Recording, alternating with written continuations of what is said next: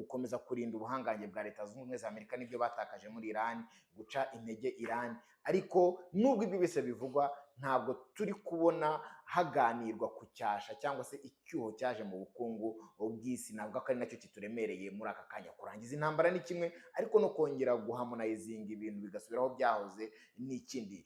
Ntiyawaba ari umugambi n'ubundi wa Leta Zunze Ubumwe za Amerika wo kugira ngo n'ubundi ibiciro bibe biri aha ngaha turi kubibona, bitwaje gutera ibuye rimwe mu giti hagapfa inyoni nyinshi. Ariko abagenzuzi ba Minisiteri y'Ingabo ya Amerika bo bemeje ko batangiye gukora isuzuma ndetse no gukurikirana iby'intambara. Ubwo bivuze ko abagenzuzi ba Minisiteri y'Intambara cyangwa se y'Ingabo bo bemeza ko iminsi 30 yashize. Ariko igihari nuko bagambiriye kumugabanyiriza ubushobozi ngo harebwe niba intambara ya Iran yajya akadomo, kuko byinshi mu byo yakoraga yabikoraga atasabye Sena uruhushya. Niba ari ibitero bishye agiye gusubukura, ubu yongera kubitekereza azajya abanza abisabe Senati tugiye kugaba ibitero hariya. Reka ngusuhuze nguhe ikaze kuri platform Zombie Fobies official ndetse n'abayingana Semugeshi dossier Anarctique.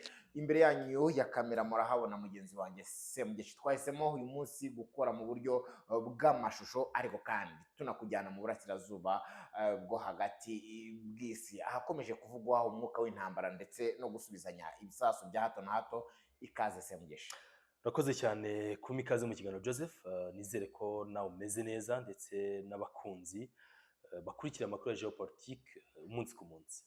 Ngira ngo uyu munsi twari tumaze iminsi tutagaragara, ariko ngira ngo twaje tuje, ariko kandi bagomba no kuzajya badukurikira bisanzwe. Bagomba kudukurikira bisanzwe cyane ko tuba turi gukora ibishoboka byose nyine ngo amakuru abagirireho ku gihe. Nizera ko turi hano kugira ngo tubasavinge cyangwa se tunabamenyesha ibigezweho. No ujye ukunda kuvuga ngo ugerageza guhuza amakuru ukayahuza cyangwa se abantu bakamenya n'icyo bapfana nayo. So natwe tugerageza guhuza amakuru n'ibivugwa kugira ngo nawe udukurikiye umenye ngo ndakuramo iki, ibi biri kuba birangireze ingaruka n'ibindi bigiye bitandukanye. Bamwe babyise ingaruka nziza, abandi babyita ingaruka mbi. Ikiri kuvugwa cyane nuko ngo Iran ishatse yaserebura ko yamaze gutsinda Leta Zunze Ubumwe za Amerika, ariko kandi Amerika nayo ikayibona mu mujyo wo gutsinda. Inteko Ishinga Amategeko yamaze gutorera umushinga, cyangwa se hari umushinga uri kuvugwa wo kugabanyiriza Donald Trump ububasha mu ntambara cyane cyane ya Iran. Ibi ngibi bishatse kuvuga iki muri iyi ntambara yo mu burasirazuba bwo hagati? Ese hari icyo byaba bigiye guhindura ku mibereho y'isi ya none turi kubona, niba koko ari ukuri? Icyabaye ni ikinyirizi. Icyabaye nuko reka nangirane n'umushinga w'itegeko watowe muri 73 witwa World Power Resolution. Ni umushinga ugendereye kwaka ubushobozi Perezida wa Amerika cyangwa se ububasha ashobora kugira ku ntambara nk'umuntu cyangwa se nyine ububasha bwa Perezida bwo gutangiza intambara no kuyikomeza cyangwa se kuyihagarika. Ibi rero biba umushinga bwawo ujya gushyirwa mu bikorwa. Ibyo bihe ababyibuka baza amateka bazi ko Amerika ari mu ntambara na Vietnam. Ni intambara barambyemo igihe kandi babona nta kiri kungura abanyamerika uretse urupfu no gutikuzo. Ni intambara banavuga ko rwose buriya ngo batsinzwe, nubwo wenda ibyo kuri tele byakubwira ko batsinze, ariko diplomatically baratsinzwe muri Vietnam. Iyi World Power Resolution yahise yemezwa. Yagenaga iki? Yagenaga ko niba Perezida wa Amerika atanze itegeko nk'uko abifitiye ububasha k'igihugu cye cyangwa se ingabo zagaba ibitero, nyuma y'iminsi 2 bagomba kubimenyesha Kongere ya Amerika. Noneho nyuma y'iminsi 60 akaba aribwo muri kira Kongere tiyanambara na bya bitero yanambara dore cyavuyemo. Ibi rero byose nako byagomba kugenda. Tariki 28 agaba ibitero muri Iran. Kwezi kugira tariki 28 nyine. Ubwo bivuze ko tariki 2 z'ukwezi kwa gatatu nibwo yagiye imbere ya Kongere ahibwira ko yatangije ibitero muri Iran. Harasigaye gutegereza iyo minsi 60 yagomba kurangira tariki 2 z'ukwezi kwa Gicurasi, nabwo ngo yongera muri ke icyayivuyemo. Ariko haza kuvuka impaka. Kubera iki? Kubera ko rwagati tariki 7 Mata Amerika yemeje icyo yise agahenge ceasefire. Hanyuma bahagarika intambara bajya mu biganiro na Iran. Bitatanze umusaruro n'ubu bitaratanga umusaruro nk'uwo twexpectaga, ariko nanone ni agahenge leta zunze ubumwe za Amerika zagiyemo zikigaba ibitero muri Iran. Impamvu mvuze ngo zikigaba ibitero nuko n'uyu munsi no ku munsi w'ejo bagabye ibitero bikomeye cyane ku kirwa bita Qasem kiri mu bunigo bwa Hormuz, bahagabye ibitero. Leta zunze ubumwe za Amerika rero uruhererekane ku kutavuga rumwe niyo kongera ishobora kugira ijambo kubera imbere mu gihugu, nicyo cyahise gikorwa cyangwa se cyahise kiba. Ubwo kubwirwa ko iyo minsi 30 yarangiye ntabwo babyumvishe. Minisitiri w'intambara Peter Hegseth cyangwa se w'ingabo yase avuga ko agahenge bashyizeho gakuraho cyangwa se katemeza ko iyo minsi 60 yashize bari mu ntambara gusa, habeho n'ibiganiro. Ariko abagenzuzi ba Minisiteri y'Ingabo ya Amerika bo bemeje ko batangiye gukora isuzuma ndetse no gukurikirana iby'intambara. Ubwo bivuze ko abagenzuzi ba Minisiteri y'Intambara cyangwa se y'Ingabo bo bemeza ko iminsi 30 yashize. Icyo bari ku munsi w'ejo ni ikihe? Hari umwe mu demokrate bita n'umudepite w'umudemokrate bita Gregor Mix. Uyu niwe nyiri umushinga wateguwe wo kugabanya ububasha Trump afite ku ntambara yashoje kuri Iran. Ni umushinga ariko watewe inkunga cyangwa se na bamwe mu bagize abarepublike bawuteye inkunga, kuko nk'ubwo uyu mushinga utuwe muri inteko y'abadepite ku majwi 115 ku majwi 208 yabifashe. Abazi kongere ya Amerika bazi ko igira imyanya 435. Ubu ni inteko y'abadepite yongeye. Inteko y'abadepite 435. Bivuze ko hano niba hari abemeje uyu mushinga ari 215, abawukumiriye bakamagana 8, ubwo harimo undi mubare wabifashe batagize icyo batangaza. Ariko ubwo rero tujya kubara turabara intsinzi, ubwo intsinzi nabemeje ko ubushobozi bwo bugomba guhagarikwa. Ariko nago birangiye, uyu mushinga ugomba kunyuzwa muri Sena. Sena ya Amerika igizwe n'imyanya 100, ariko abenshi n'aba Republika kuko ari nabo batsinze. Ariko okay, bishobora kuba Perezida wa Repubulika ishyaka aturukamo nirigire imyanya mu nteko, bibaho cyane, ariko icyo gihe biba bizamugora. Ubu ni 52-53. Iyi myanya rero irahagije, utagira ngo wenda ni imyanya myinshi minini cyane, ariko irahagije kubera ko n'umuntu umwe atuma icyemezo gihinduka by'ako kanya.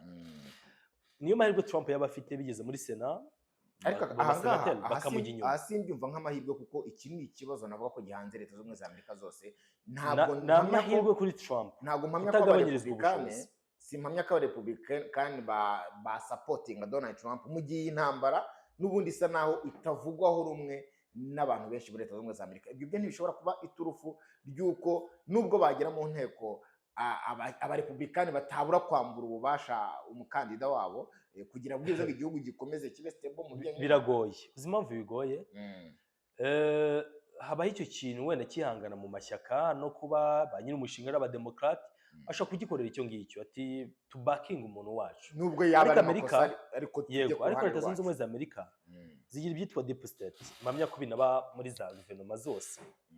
Iyi deep state harubwo irengagiza inyungu rusange kugira ngo irengere inyungu sinavanga n'iz'abantu bake, ariko n'igihugu yego irengere hejemo n'igihugu. Hakirengagizwa izo claims amamiliyoni y'abanyamerika akirengagizwa kugira ngo inyungu z'igihugu zirengerwe. Rero mu gihe byakorwa nibyo nise ngo favor ya Trump, ariko igihari nuko bagambiriye kumugabanyiriza ubushobozi ngo harebwe niba intambara ya Iran yajya akadomo, kuko byinshi mu byakoraga yabikoraga atasabye Sena uruhushya.